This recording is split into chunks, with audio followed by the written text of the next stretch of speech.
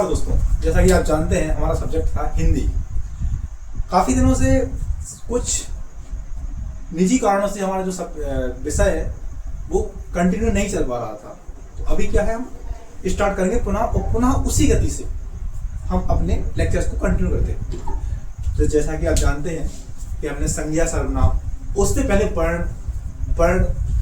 वर्ण विचार, शब्द विचार, ये सब पढ़ लिए थे और हम पढ़ते पढ़ते क्रिया विशेषण तक पहुंच गए थे। अब क्रिया विशेषण के आगे हमको पढ़ना है। क्रिया विशेषण के आगे आज हम जो अपना एक नया टॉपिक स्टार्ट करते हैं वो करते हैं वाक्य।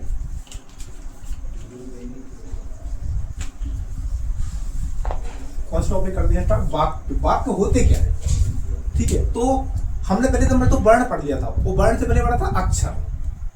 तो अक्षर क्या होता है कि वर्ण जो होता है ना वो अक्षरों से मिलकर बनता है। कम से कम 2 अक्षर होना चाहिए और जिसका एक सार्थक अर्थ निकलता है, ठीक है। और जब 2 अक्षर मिलते हैं उनका एक सार्थक अर्थ निकलता है, हालांकि उसका कोई खास अर्थ निकले भी ना, या निकले या ना निकले कोई ज्यादा फर्क नहीं पड़ता है। तो वो होता है वर्ण। वर्ण के बाद बनता है शब्द। और जब शब्द 2 या 2 से अधिक शब्द, कौन से? 2 या 2 से अधिक शब्द,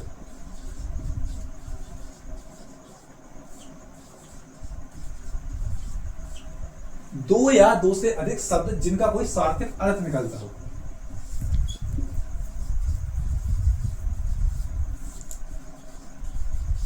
वो क्या होता है? वाक्य।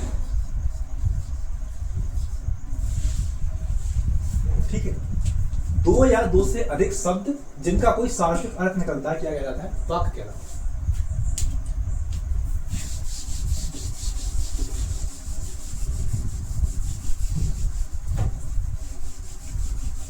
अब हमने वाक्य को देख लिया, वाक्य की नॉर्मल परिभाषा देख लिया। अब हम वाक्य को समझने से पहले, उसके आगे बढ़ने से पहले हम एक शब्द और पद, ये हमारे वाक्य में व्यवधान पैदा करते हैं। क्या करें, ये होते क्या है, शब्द क्या होते हैं, पद क्या होते हैं। तो शब्द क्या होते हैं? 2 या 2 से अधिक जो वर्ण होता है, जब वो मिल जाते हैं तो कोई शब्द बनता है, ठीक है। शब्द बन गया। और जब किसी शब्द का वाक्य में प्रयोग किया जाता है, शब्द का क्या वाक्य में प्रयोग किया जाता है,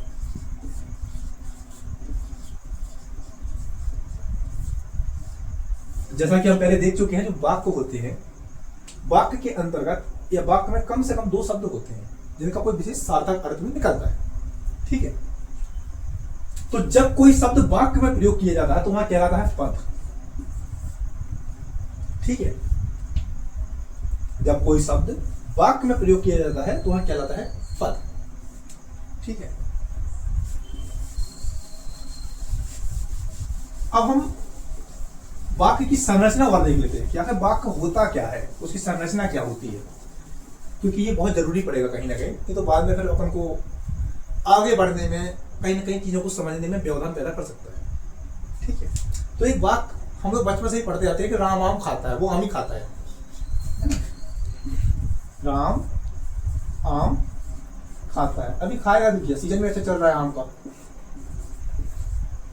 ठीक है। तो अब इसमें देखो आप, राम आम खाता है, तो राम हिंदी में ही देखते हैं पर इंग्लिश में नहीं देखेंगे। तो राम क्या है? उद्देश्य, आम विधेय, और खाना, ये है खाना। डिब्बे का खाना नहीं है, ये खाना है, खाने वाला है ना। तो खाना ये क्या है? वर्ब यानी क्रिया। तो शब्दों का जो हिंदी में क्रम होता है वो क्रम क्या होता है? उद्देश्य प्लस विधेय प्लस क्रिया प्लस अन्य is equal to sentence in वाक्य। ये होता है हिंदी का क्रम। इसको आप विशेष तौर पर ध्यान रखें, क्योंकि आगे यही आपको देखने को मिलेगा और हर वाक्य है, हर वाक्य में आपको यही मिलेगा। यदि ऐसा नहीं मिलता है तो वाक्य शुद्ध नहीं है, अशुद्ध है। वो भी हम आगे आपको दिखाएंगे कि वाक्य शुद्ध अशुद्ध क्या होते हैं, कैसे होते हैं। ये आगे की बातें हैं, आगे की बातें पर आगे पर ही छोड़ देना। अभी थोड़ा देखते हैं जो प्रॉपर जो है, ठीक है। तो राम ने आम खा लिए,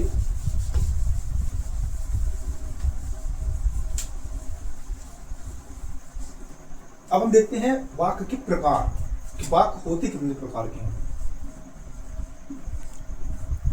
वाक्य के प्रकार क्या देखना है, वाक्य के प्रकार। तो वाक्य के प्रकार हम एक प्रकार से, दो प्रकार से देख लेते हैं। तो होते हैं रचना के आधार पर,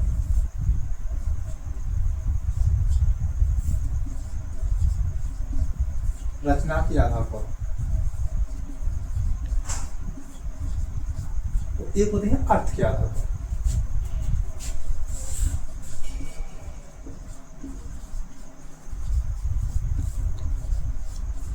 तो रचना के आधार पर वाक्य कितने होते हैं, पहले तो हम ये देखते हैं। तो रचना के आधार पर वाक्य होती है 3। कितने? 3। सरल वाक्य, संयुक्त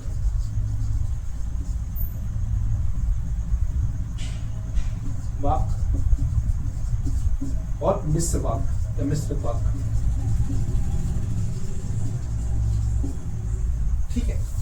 सरल वाक्य, संयुक्त वाक्य और मिश्रित वाक्य। इसको आप अभी यहाँ पर सिर्फ फॉर्मेट याद करो, तो मेरा फॉर्मेट यही होता है। अब अर्थ के आधार पर इसको हमको ऊपर लिखना पड़ेगा, तो नीचे नहीं बनेगा। ये 8 प्रकार के होते हैं, इसको हम अलग से लिख लेते हैं, है ना।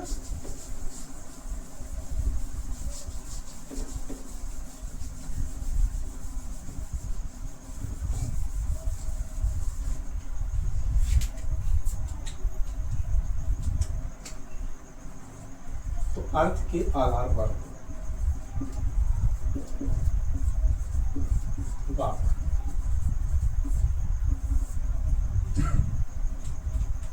पहला है विधेयवाचक,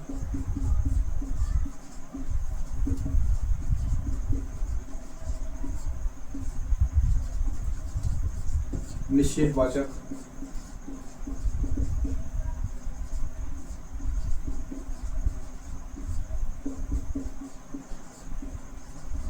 प्रश्नवाचक, विस्मयादि, विस्मयादि बोधक या विस्मयादि वाचक, कुछ भी मान के चलो इसको।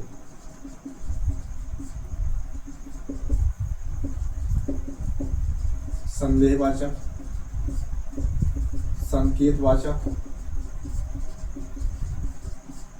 इच्छावाचक और आज्ञावाचक।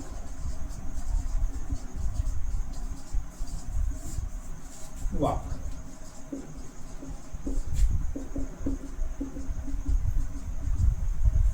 ठीक है। इसको देखिए आप एक बार पढ़ लीजिए अच्छी तरीके से।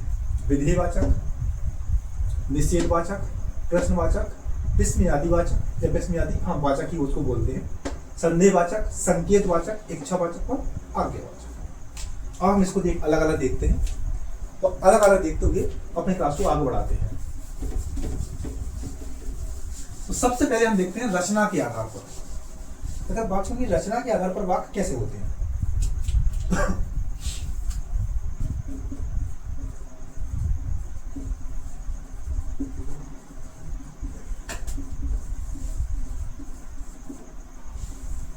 तो रचना के आधार पर हमने वाक्यों को 3 प्रकार देखे थे। पहला है सरल वाक्य,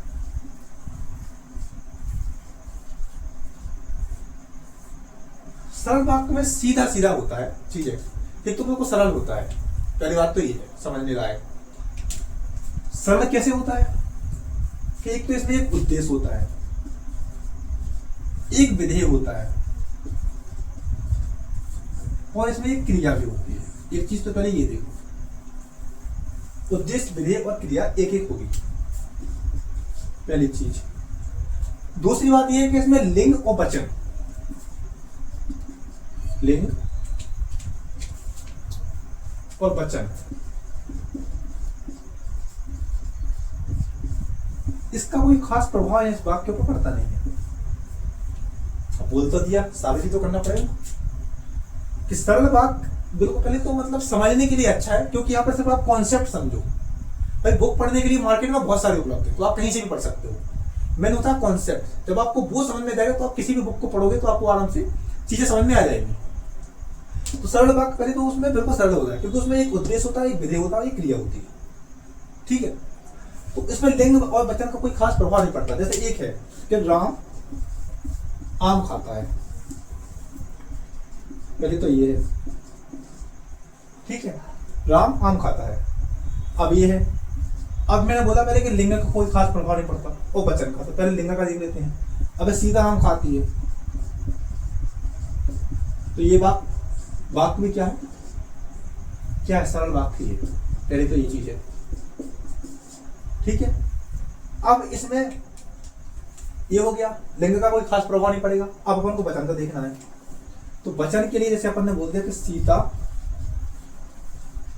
और राम आम खाते हैं, तो पहले तो यहां पे सीता और, अरे सीमा और सीता एक ही है, सीता और राम ये बहुवचन हो गया, और दोनों आम खाते हैं, तो ये भी सरल वाक्य है। पहले वाक्य में लिंग का कोई खास प्रभाव नहीं था, और दूसरे में वचन का। ठीक है,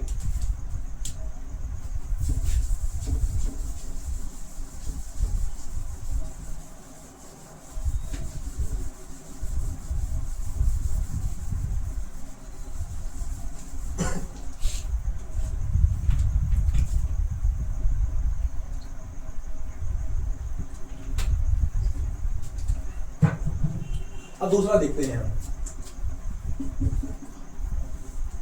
संयुक्त वाक्य।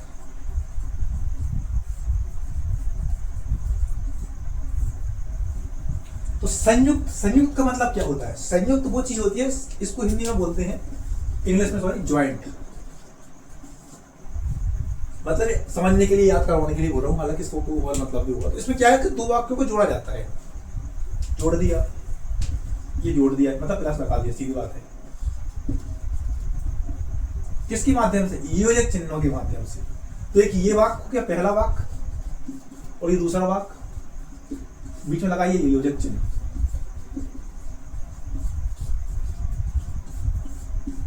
तो संयुक्त वाक्य में क्या होता है कि योजक चिन्हों के माध्यम से वाक्यों को जोड़ा जाता है। तो ये हो गया पहला वाक्य, ये दूसरा वाक्य, बीच में लगाइए योजक चिन्ह। तो योजक चिन्ह लगा कोई भी जब वाक्य जोड़ा जाता है तो बोल रहा है संयुक्त वाक्य। ठीक है,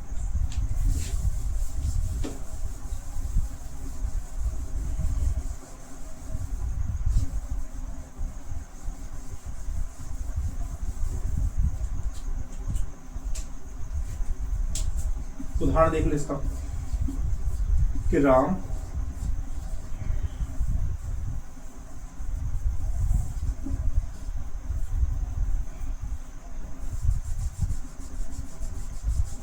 उदाहरण 40 में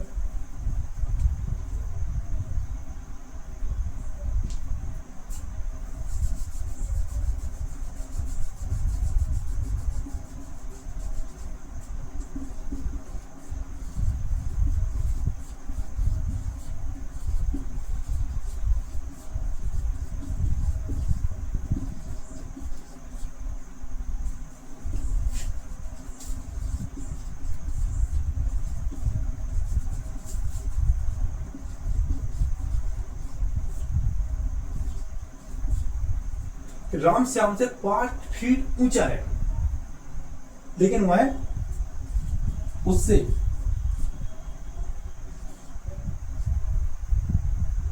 तो गड़बड़ हो गया।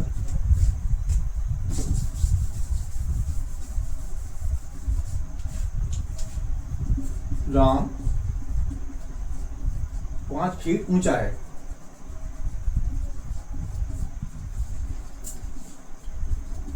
लेकिन वह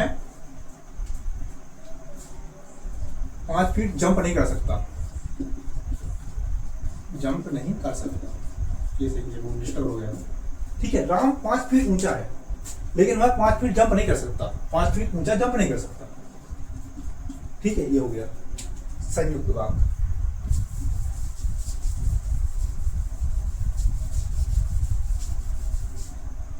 अब जो तीसरा वाक्य हमारा वो है मिश्रित वाक्य। ठीक है, कौन सा वाक्य? मिश्रित वाक्य या मिश्र वाक्य, एक ही है।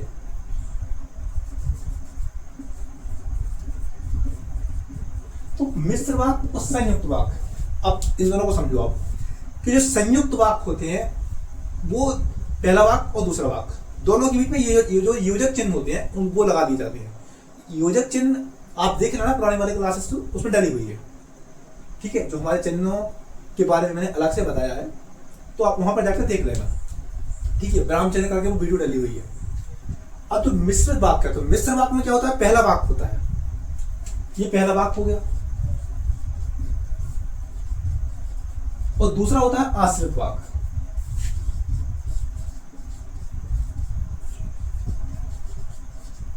उसमें क्या था, संयुक्त वाक्य में पहला वाक्य और दूसरा वाक्य, इनके बीच में योजक चिन्ह लगा था, योजक चिन्ह। और इसमें क्या है, जो पहला वाक्य होता है और दूसरा होता है आश्रित वाक्य। तो इसमें पहला वाक्य पूर्ण होता है और जो आश्रित वाक्य होता है तो उसमें क्या है, वो इसको सहारा प्रदान करता है, और सहारा प्रदान करके उत्तेजित करता है चीजों को, और उत्तेजित करते हुए वाक्य को सहारा देता है और वाक्य को आगे बढ़ाता है, उसी दिशा में रह जाता है, तो वो हो रहा मिश्रित वाक्य।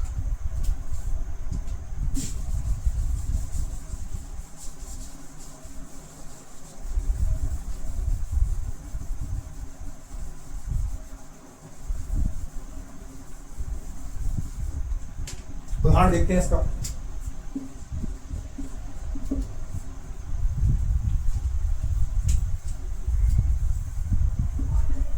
राम श्याम से 5 फीट ऊंचा है।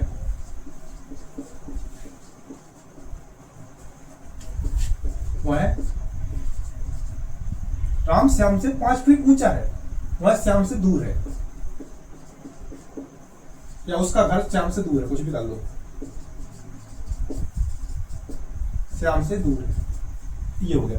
अब यहां पे अगर लेके लगा दिया जाए योजक चिन्ह, तो यही वाक्य जाके संयुक्त वाक्य बन जाएगा, ठीक है। इसको आप थोड़ा अच्छे तरीके से देखना। अब देखते हैं हम अर्थ के आधार पर, अर्थ के आधार पर, तो अर्थ के आधार पर हमने वाक्यों को 8 प्रकार से बताया था।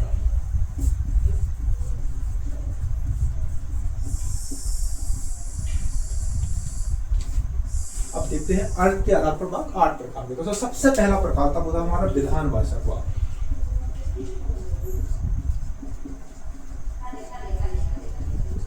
तो विधानवाचक वाक्य क्या होता है, तो सादा सिंपल और सरल वाक्य होता है।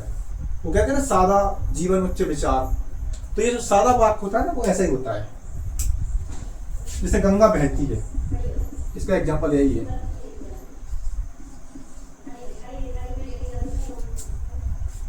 ठीक है, या गंगा एक पवित्र नदी है, कुछ भी मान के चलो।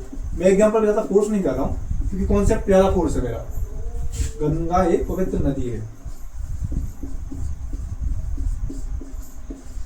ठीक है, ये हो गया विधानवाचक वाक्य।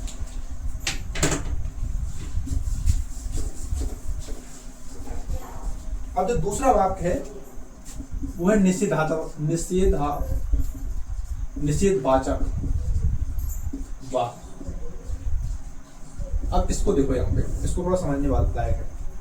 तो पहले निषेधात्मक वाक्य जो है निषेधवाचक वाक्य, तो निषेधवाचक वाक्य में एक तो क्या है, वाक्य नकारात्मक होगा, पहली बात तो ये है। दूसरी बात ये है कि इसमें 3 शब्द होते हैं, ना, नहीं और मत। ये 3 शब्द आपको प्रयोग करने के लिए कहीं जगह पे मिलेंगे, ना, नहीं, मत। जैसे ये आपने बहुत ज्यादा देखा रहता है कि रुको मत, जाओ, कुछ भी चीजें है तो मत जो है तो ये निगेटिविटी दर्शाता है, नकारात्मकता दर्शाता है, नकारात्मकता दर्शाता है, ठीक है। एक तो ये हो गया। तीसरे कुछ शब्द होते हैं, जैसे होता है गंदा, बेरंगी, कोई और भी शब्द होते हैं। तो ये क्या है, नकारात्मकता इन शब्दों में ही भरी रहती है। अब बेरंगी, इसका कोई रंग ना हो तो क्या वो रंग का नकारात्मक है कि नहीं है। गंदा, तो ये नकारात्मकता को दर्शाते हैं। अब उदाहरण के लिए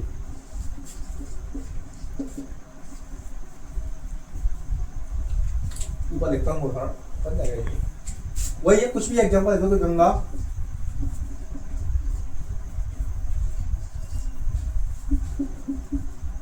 प्रतिदिन सब्जी बेचने नहीं जाती है।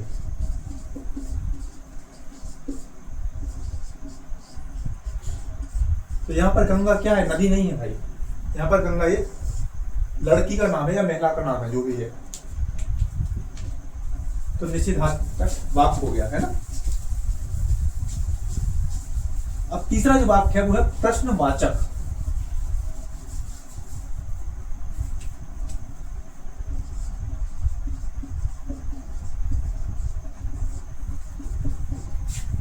प्रश्नवाचक वाक्य, तो यह वाक्य क्या है? प्रश्न को दर्शाता है, चीजों को प्रश्न करवाता है। आपने एक चिन्ह भी पढ़ा होगा, मैंने विराम चिन्हों की क्लास ली थी, तो विराम चिन्हों में मैंने बताया था इस चिन्ह के बारे में। तो प्रश्नवाचक वाक्य, प्रश्नवाचक वाक्य में क्या होता है कि जो वाक्य होते हैं ना, उनमें कुछ प्रश्नवाचक शब्द होते हैं, तो या तो वो होते हैं, या फिर वाक्य का बोध जो होता है वो प्रश्नवाचक होता है, या वाक्य का जो भाव होता है वो क्या होता है? प्रश्नवाचक होता है।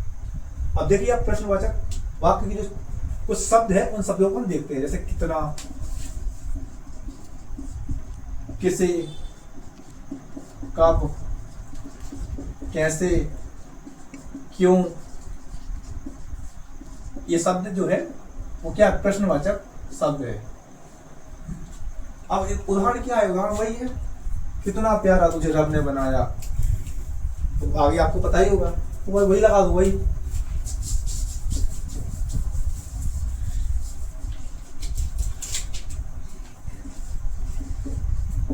उदाहरण के लिए, आपने ये काम कैसे किया? आपने ये काम कैसे किया? अब ये चिन्ह लास्ट में लग जाता है, ये चिन्ह वाक्य के अनुसार। अब यहां पर कैसे आया, ठीक है।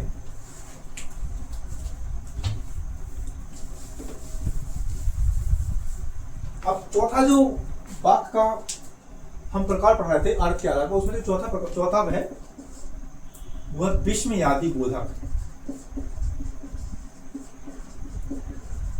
वाचक है, बोधक नहीं, वाचक वाक्य। तो जो विस्मयादि वाचक वाक्य है, तो विस्मयादि वाचक, विस्मय क्या होता है? अचंभित करना। तो जो वाक्य आपको अचानक से या तो अचंभित कर दे, अचंभित, ठीक है, आश्चर्यजनक या आश्चर्य प्रकट करना, ये सब करवा दे, या तो अचंभित कर दे, आश्चर्य कर दे, आश्चर्यचकित कर दे, वहां पर क्या है? वो वाक्य होता है विस्मयादिवाचक वाक्य। उस वाक्य में जो विस्मयादि बोधक जो चिन्ह होता है, तो उस चिन्ह के पीछे विस्मयादि बोधक शब्द होता है, उन शब्द के पीछे विस्मयादि बोधक चिन्ह लगा रहता है। हाँ, ये सही है, स्पष्ट हो गया था। अब उदाहरण इसका देख लेते हैं।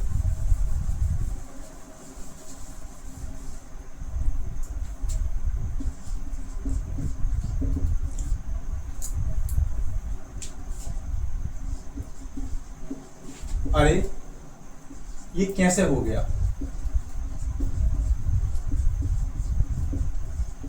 हो गया, ठीक है, ये उसका उदाहरण है। कोशिश करें आप लोग कि जब भी आप लोग क्लास को देखें तो उसके कुछ टाइम बाद या एक दो दिन बाद या उसी दिन एक बार उस चैप्टर को बुक में देख लें, आपको और अच्छी तरीके से सब चीजें क्लियर हो जाएंगी। क्योंकि मेरा जो पूरा फोकस है वो सिर्फ कॉन्सेप्ट पर है। एग्जाम्पल में 4 5 7 दे दूंगा, उसमें कोई मतलब नहीं, सिर्फ क्लास ही बढ़ती है, ठीक है। जो हमारा मेन कॉन्सेप्ट है ना, तो कॉन्सेप्ट अगर आपकी पकड़ बन जाएगी तो आप 50 एग्जाम्पल अपने माइंड से खुद ही क्रिएट कर लोगे। तो मैं उस बात पे ज्यादा फोकस कर रहा हूं, है ना।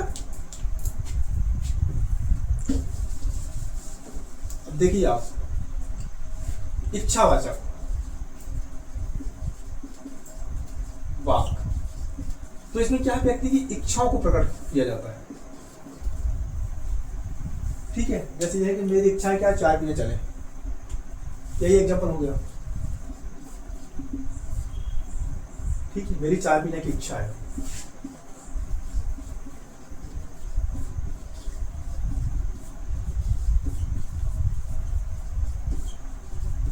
इच्छा है। तो ये इच्छावाचक वाक्य हो गया। इच्छावाचक वाक्य में क्या होता है कि व्यक्ति की जो इच्छाएं होती हैं उनको प्रकट किया जाता है।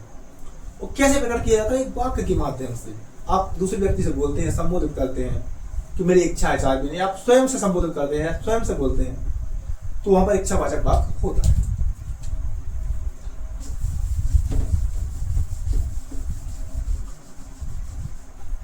अब देखते हैं हम आगे आज्ञावाचक।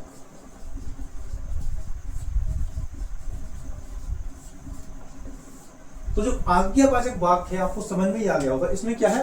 जो आज्ञा होती है, आज्ञा एक व्यक्ति दूसरे व्यक्ति से बोलता है और वो उसकी आज्ञा मानता है, ये आज्ञावाचक है। एक वाक्य के द्वारा संप्रेषित करता है। जैसे राम, इसको एक बात और बोलते हैं, इसको आदेशवाचक भी बोलते हैं, है? इसको भी याद रखना, आदेशवाचक वाक्य भी इसको बोला जाता है। राम तुम यहां काम करो, काम करोगे या करो, कुछ भी है, ये उसका उदाहरण हो गया है। तो ये आज्ञावाचक हो गया, इच्छावाचक हो गया, आज्ञावाचक हो गया।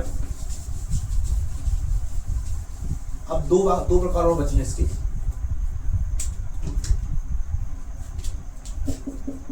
एक बचा है संदेहवाचक और एक बचा है संकेतवाचक।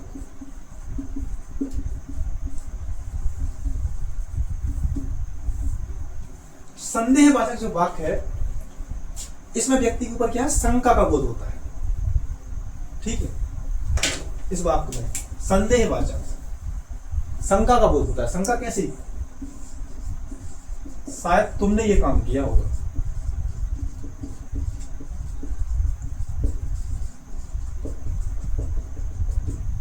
ये उसका उदाहरण है ना। संदेहवाचक वाक्य, संदेहवाचक में शंका का बोध होता है। क्या बोध होता है? शंका का। और दूसरा है संकेतवाचक, तो यार किसी के आने जाने का क्या है? संकेत बताती है। इसको एक एग्जांपल के द्वारा हम अच्छे तरीके से समझ सकते हैं। या इसमें संकेतकता की प्रधानता होती है।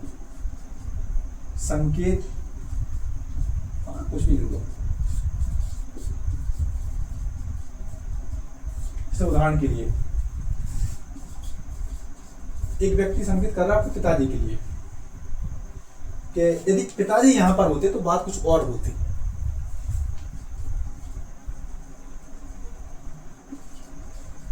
यदि पिताजी यहां होते तो बात कुछ और होती।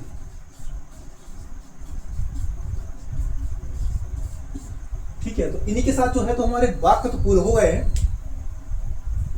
ठीक है, तो इन्हीं के साथ जो वाक्य वाली क्लासेस हमारी पूरी हो जाती है। और अब हम देखते हैं इन्हीं के साथ जो हमारे वाक्य हैं, जैसा कि आपने देखा वो कंप्लीट हो चुके हैं। अब वाक्य तो कंप्लीट अपन ने कर दिए। ठीक है, वाक्य हो गया कंप्लीट। तो वाक्य पूरा, अब वाक्य में क्या कुछ अशुद्धियां रहती हैं।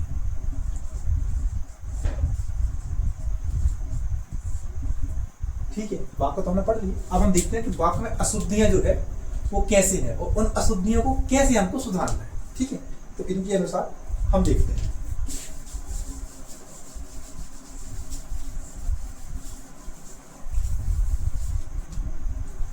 अशुद्धियां क्या देखना है? अशुद्धियां।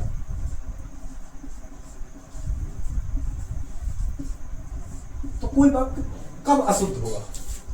मैंने तो चीज ये है ना कि भाई एक चीज ये मार्कर शुद्ध है, इस चीज में अंदर जो स्याही है कब अशुद्ध होगी? जब वो इस मार्कर की जो मार्कर चलता है उसमें जो नियम है उस नियम का पालन नहीं करेगा।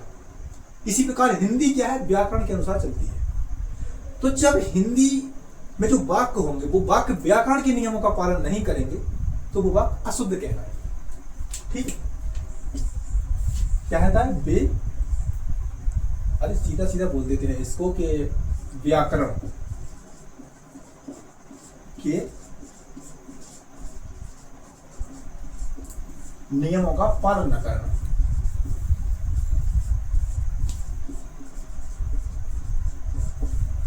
ठीक है, अशुद्धियां या वाक्य अशुद्धियां। कब होती है? जब वाक्य व्याकरण के नियमों का पालन नहीं करता है।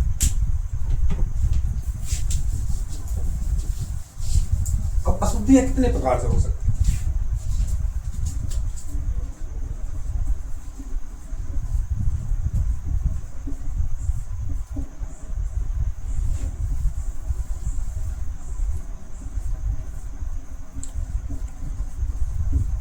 तो वाक्य में अशुद्धियों के प्रकार, तो वाक्य में अशुद्धियां कितने प्रकार से हो सकती हैं? तो हम देखते हैं 5 प्रकार से होंगे।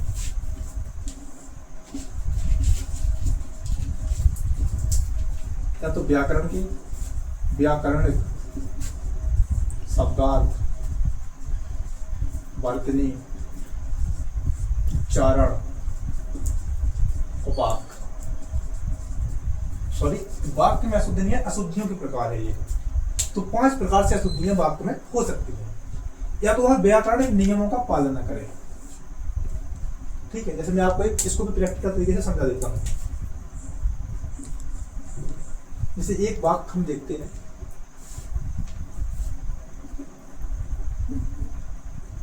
कि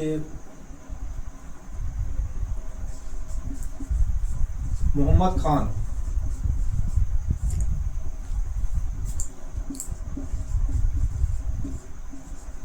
नमाज पढ़ रहा है। अब देखो आप इसमें व्याकरणिक अशुद्धियां हो सकती हैं। कब होगी व्याकरणिक अशुद्धियां? अभी या तो ऐसा लिख दिया जाए कि मोहम्मद खान की पढ़ लिखा है, पढ़ रहा है नमाज, ये हो गया व्याकरणिक अशुद्धियां। शब्दार्थ, या पर कोई और अर्थ निकले इनका, वर्तनी मतलब शब्द सही तरीके से ना लिखे हो तो वर्तनी हो जाएगी। शब्दों का सही तरीके से ना लिखना है, शब्दों का अशुद्ध लिखना। उच्चारण, उसको पढ़ने में दिक्कत हो, एक वाक्य को हम पढ़ते हैं कुछ और लिखा कुछ और है, तो वो उच्चारण संबंधी अशुद्धियां होती हैं। एक होती है वाक्य की अशुद्धियां, वाक्य में कुछ भी अशुद्धियां हुई, तो क्योंकि ये हम अशुद्धियों के प्रकार पढ़ रहे हैं इसलिए इसमें वाक्य भी आया है। इसका ध्यान देना, क्योंकि बहुत सारे लोगों को लगा हुआ कि ये वाक्य क्यों आया है यहाँ पे। अब हम देखते हैं कि वाक्यों में अशुद्धियां कैसे कैसे होंगी।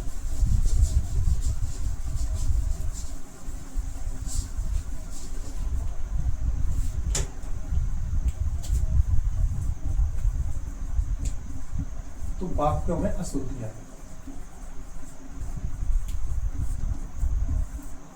तो जो सबसे पहली अशुद्धि होती है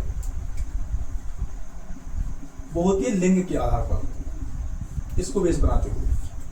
कैसे होगी? अब जैसे ये है कि राम आम खाता है। अब एक व्यक्ति ने नीचे लिख दिया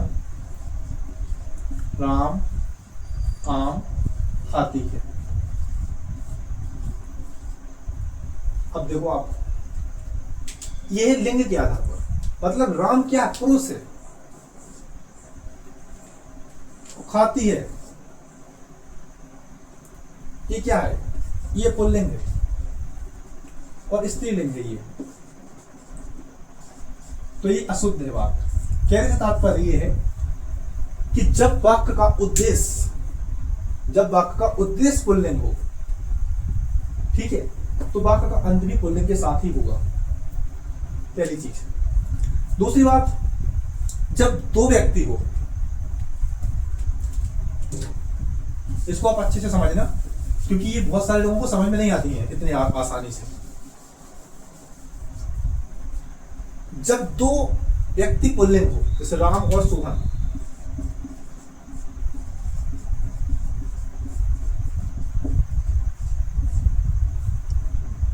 जब दो व्यक्ति पुल्लिंग हो तो वाक्य पुल्लिंग के साथ ही समाप्त होगा।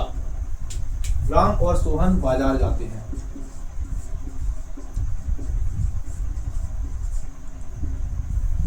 ठीक है, राम और सोहन बाजार जाते हैं, एक चीज। जब दो स्टार्टिंग के जो उद्देश्य होते हैं उसमें जब दो व्यक्ति स्त्रीलिंग हो, जैसे मीरा और सरोज आम खाती है,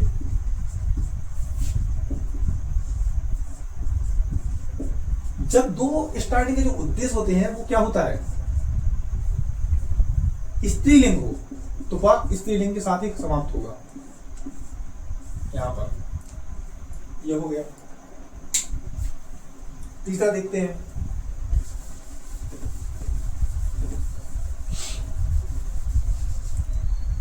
जब वाक्य में दो पुल्लिंग हो और एक स्त्रीलिंग हो तब भी वाक्य पुल्लिंग ही रहता है।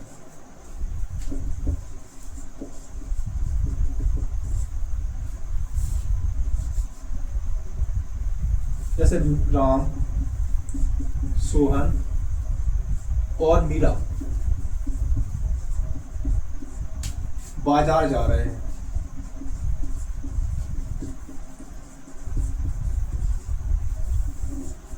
ठीक है, राम, मोहन या सोहन जो भी है और मीरा बाजार जा रहे हैं, ये क्या है?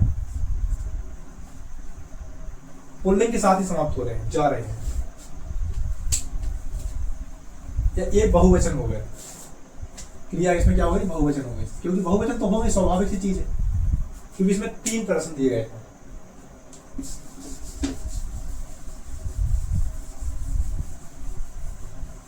अब एक चीज है, अब देखते हैं वाक्य में हम अनावश्यक रूप से किसी भी एक शब्द है, कोई शब्द होता है वो कोष्टक में दूसरा शब्द होता है उसी के समानार्थी, तो उन दो शब्दों का एक साथ यूज नहीं कर सकते। इसे एग्जांपल के लिए,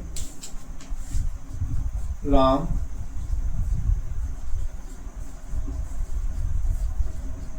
कुशलता पूर्वक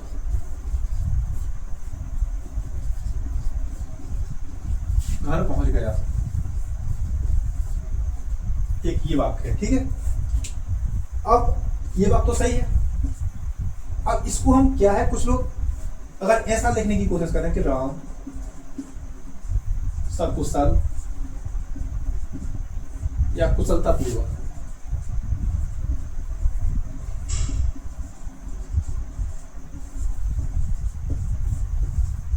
घर पहुंच गया, तो ये वाक्य अशुद्ध हो जाएगा।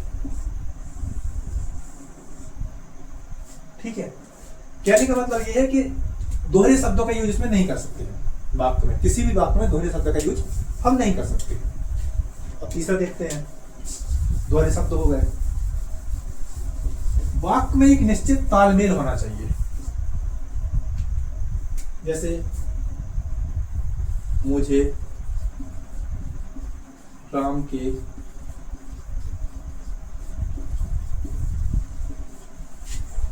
पास होने की आशंका है। अब बताइए ये वाक्य सरल है, सॉरी ये वाक्य सही है या गलत है? अब ये कोई बात होती है, मुझे राम के पास होने की आशंका है। आशंका एक नकारात्मक वर्ड है, नकारात्मक शब्द है, और पास एक सकारात्मक है, तो ये कैसे तालमेल बैठे इसका? ये वाक्य कैसे शुद्ध होगा कि मुझे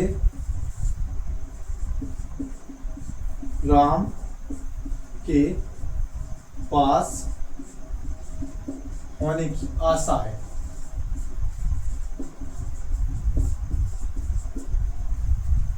ठीक है,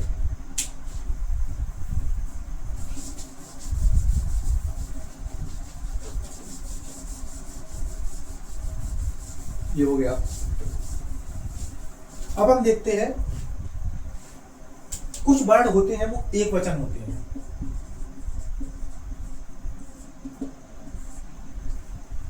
ठीक है, कुछ वर्ड होते हैं बहुवचन होते हैं। अब इसको आप ध्यान से देखने की कोशिश करना है ना।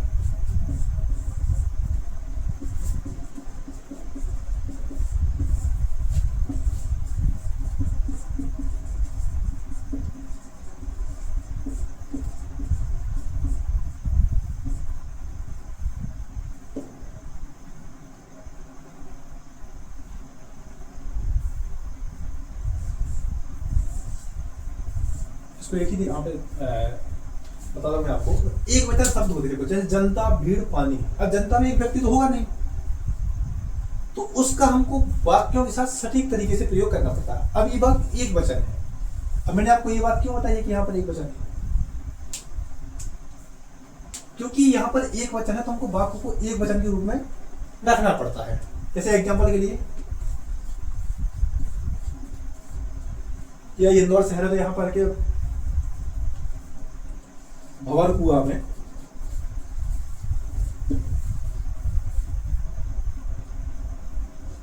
भंवरकुआ पर में बहुत भीड़ है। अब देखो आप, क्योंकि जो जनता है ये बहुवचन का शब्द लग रहा है जनता, लेकिन ये रियलिटी में शब्द एक वचन का है।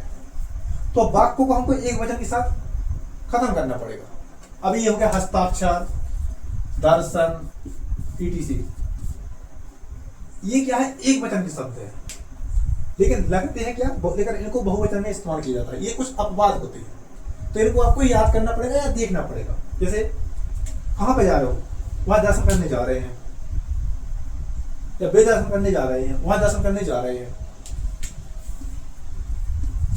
वो है। जैसे कि वाक्य हस्ताक्षर, तो वह हस्ताक्षर कर रहे हैं, ठीक है।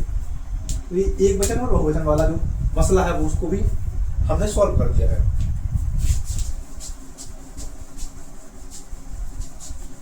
अब देखते हैं इसको सर्वनाम यूज कहां पर करते हैं।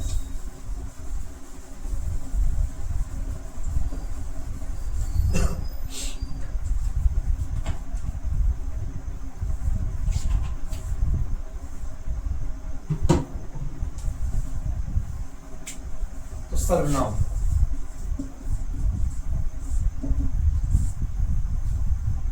सर्वनाम में इसका यूज कहां पर होता है। सर्वनाम में हम इसका यूज करते हैं, सबसे पहले बीच में आता है मत, उत्तम पुरुष, मध्यम पुरुष, एक और होता है लास्ट वाला होता है, तो कोई याद नहीं आ रहा अभी, बताता हूँ थोड़ी देर बाद। तो उसका यूज करते हैं, है ना। जैसे एक है कि शीला, मैं और तुम,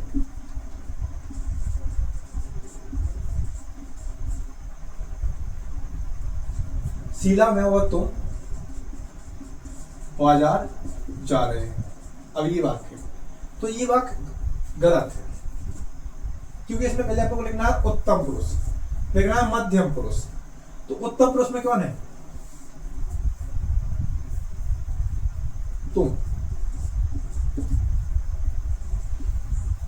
सॉरी उत्तम पुरुष लिखना है, हाँ। तो शीला, तुम और मैं बाजार जा रहे हैं।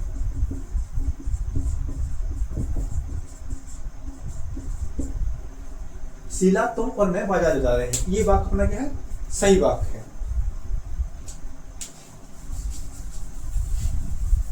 वाक्य में एक चीज और देखना है, आपने पढ़ी होंगी शायद डिग्री, डिग्री में आपने पढ़ी होगी कंपैरेटिव डिग्री, सुपरलेटिव डिग्री। तो वही कंपैरेटिव और सुपरलेटिव डिग्री का यहाँ पर हमको वाक्य में यूज करना है। मतलब जब दो या दो से अधिक वाक्यों, दो से अधिक लोगों के बारे में बात की जाए, ठीक है, तो उत्तर, जब दो लोगों के बारे में बात की जाए तो उत्तर, और जब दो से अधिक लोगों के बारे में बात की जाए तो तम का यूज किया जाता है। इसको भी देखते हैं हम, तरोतम वाला क्या मैटर है। इस उदाहरण के लिए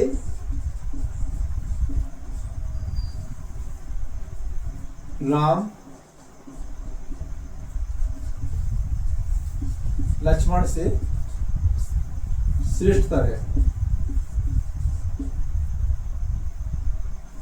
श्रेष्ठतर है। तो यहां पर क्या है, तुलनात्मक वर्णन बताया गया है, तुलना की गई है राम और लक्ष्मण की, और बताया गया कि राम क्या है, श्रेष्ठ है, श्रेष्ठतर है। अब बोला जाए कि श्री राम श्रेष्ठतम है, तो ये सबसे ज्यादा श्रेष्ठ की बात ये हो जाती है, इसलिए उनको बोला जाता है श्रेष्ठतम, सर्वश्रेष्ठ। ये वाक्य यहीं से दिया गया है, ठीक है। अब हम देखते हैं मुहावरे। तो वाक्य में मुहावरों का भी ठीक तरीके से यूज किया जाता है। जैसे एक एग्जांपल के द्वारा हम समझते हैं, आपने सुना होगा, जैसे एक उदाहरण के लिए एक बात मैं बताता हूं कि तुम्हारी बेकार की बातें सुनकर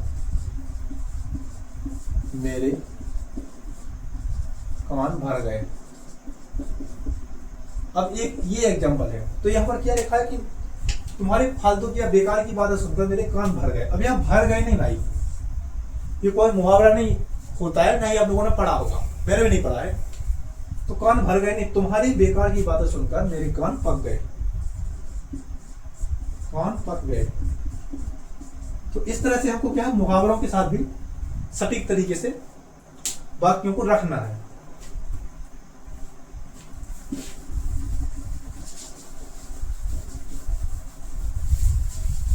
अब वाक्य में हमको पर्यायवाची शब्द की ठीक ठाक तरीके से यूज करने हैं, सही तरीके से यूज करने हैं।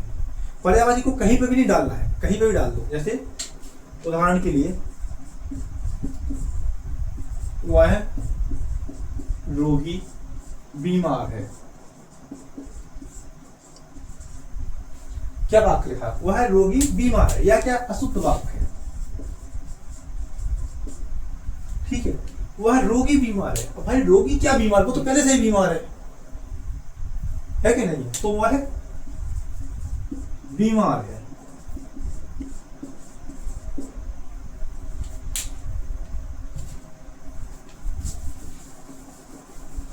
ये हो गया। अब हमने उपसर्ग प्रत्यय पढ़ा, तो हम फालतू का प्रत्यय को भी हमको यूज नहीं करना है। प्रत्यय जैसे मुझे,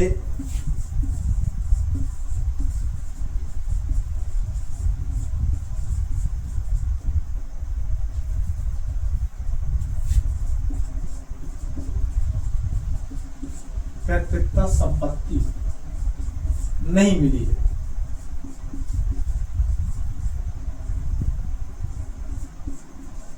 अब मैंने क्या बताया कि मुझे पिताजी की पैतृकता संपत्ति नहीं मिली है।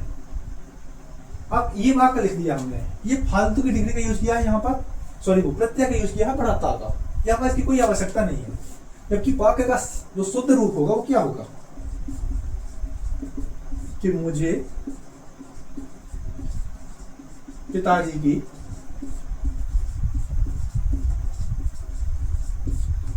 पैतृक संपत्ति नहीं मिली है।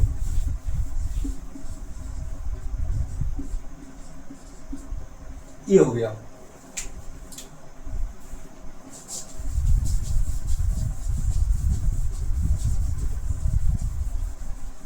हिंदी में जब हम वाक्यों का यूज करते हैं, तो वाक्यों का यूज करते हुए हमको ये भी ध्यान रखना है कि हिंदी में जो अंक होते हैं, तो अंक नहीं लिखना जाता है, उसको हिंदी में ही लिखा जाता है। जैसे एग्जांपल के लिए वह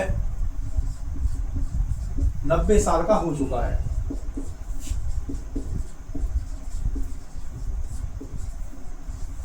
तो वह ये उसका अशुद्ध रूप है वाक्य का। अब इस वाक्य का शुद्ध रूप क्या होगा, वह 90 साल का हो चुका है, ये तो ठीक है।